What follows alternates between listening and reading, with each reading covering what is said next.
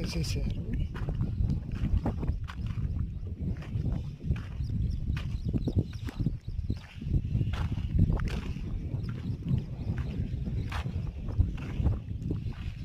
మనమైతే చాలా దూరం వచ్చేసాము. మనకు వజ్రాలు సులువుగా దొరికించుకునే విధంగా నేను ఆ దారిలో వెళ్తున్నాను.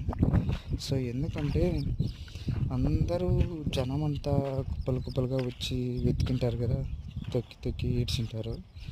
సో అటువంటి ప్లేసెస్లో వజ్రాలు దొరికేదానికి అవకాశాలు తక్కువగా ఉంటాయి.